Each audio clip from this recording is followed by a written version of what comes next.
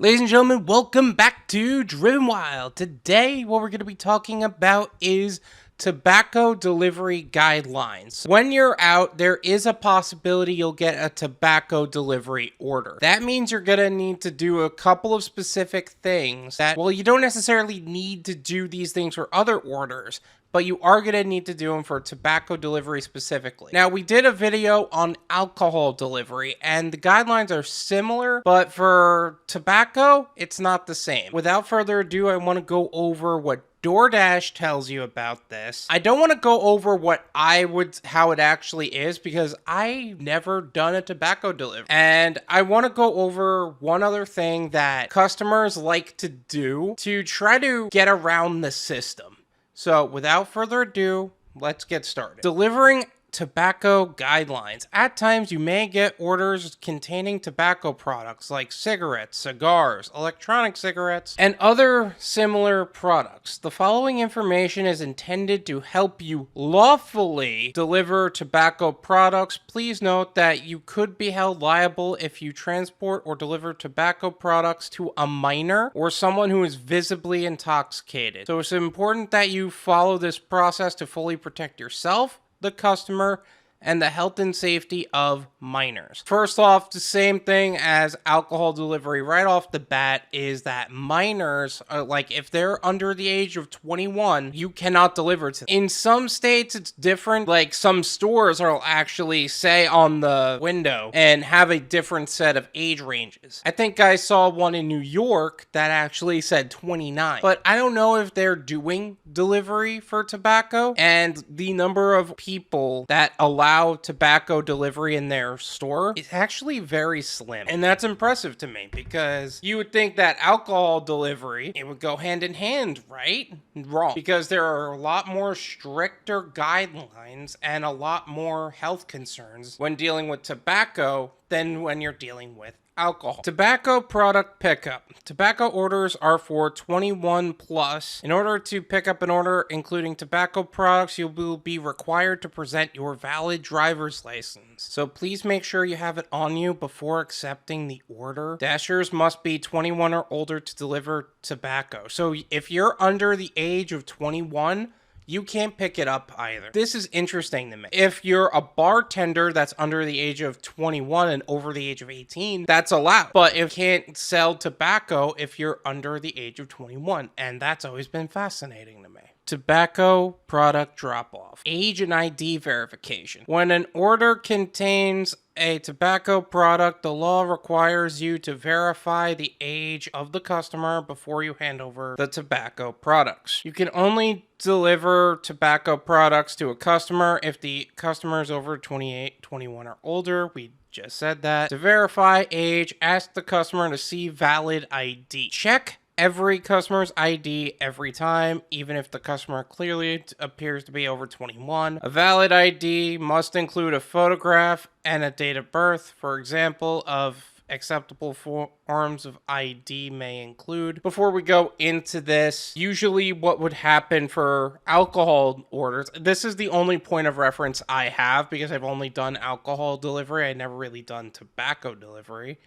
So I apologize if I'm not being informative enough. Usually what would happen is they would actually have the ID on DoorDash, and it would be a little blurry, so that way, it's not like you could just screenshot it and take their identity and stuff. It's a little blurred out, and you can kind of tell that. ID in your phone and the ID in their hand should be the same. Acceptable forms of ID may include valid driver's license issued by the federal, state, county, or municipal government. Basically, driver's license. A valid passport. So I want to say something about valid passport for a second. Passports are a form of ID. I know a lot of people will actually be super picky and they almost expect a driver's license. And if it's not a driver's license, they won't accept. Passports are fine. Just make sure you're checking everything. An identification card issued by the Armed Forces of the United States that contain the name, date of birth, description, and picture of the person. Yeah, so anybody who served in the armed forces use that, but in most cases, you're going to deal with driver's license, and sometimes sometimes passports. Next, make sure the ID is not invalid or fake. Check the expiration date. Don't accept an ID that is past its expiration date. You can end up getting deactivated for that. Ask to remove the ID from the wallet. Some people will be like, you can see it from my wallet, right? No.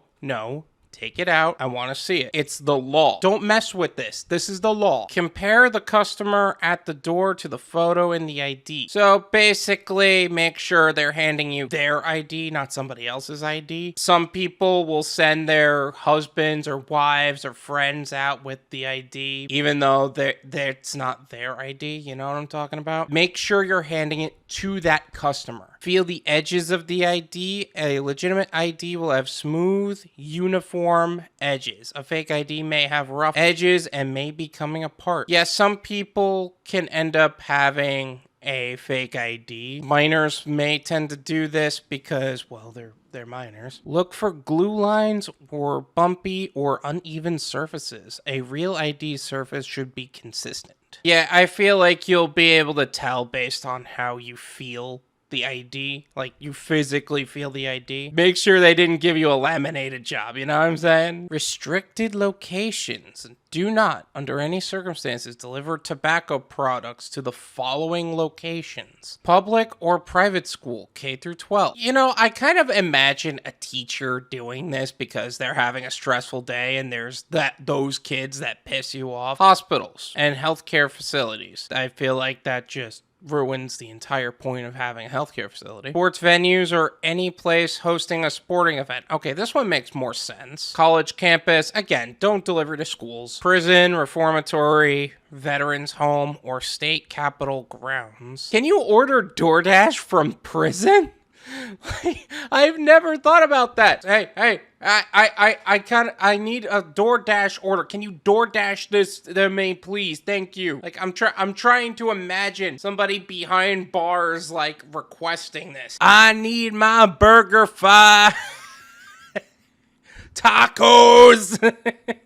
P.O. boxes. Okay, so I feel like this is more like an address issue. I don't know if DoorDash is even going to allow you to put that in as an address, so that's interesting. Locker or similar package storage service. Basically, what they're trying to say with these two is make sure you're handing it to a person and not just leaving it at a location. Otherwise, a return order is going to trigger. I made a video about return orders. We went pretty deep into it, so make sure to check that out. Other business that sells tobacco products. Merchant ended up running out of a product, so they need to buy the product and then sell it there. Lastly, use your judgment. If you have any doubts about the ID, the customer, or encounter any situation which it does not seem reasonable to deliver the tobacco product, do not complete the delivery and contact support. In which case, they'll probably trigger a return order or request that you do so yourself. This is my opinion. It's worth what you pay for it. None of you pay me. There you go. There is one situation that comes up, well, I wouldn't say often, but often enough. You're doing a alcohol delivery or a delivery to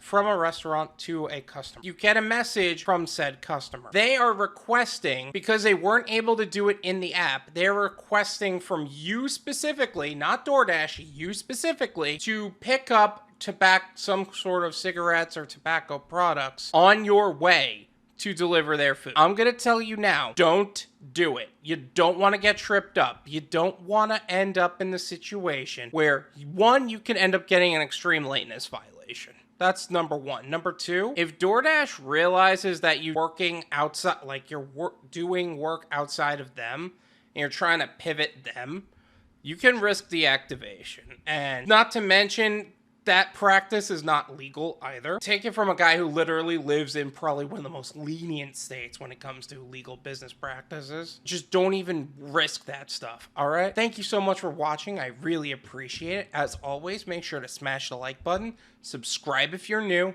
and I'll see you guys next time. Peace.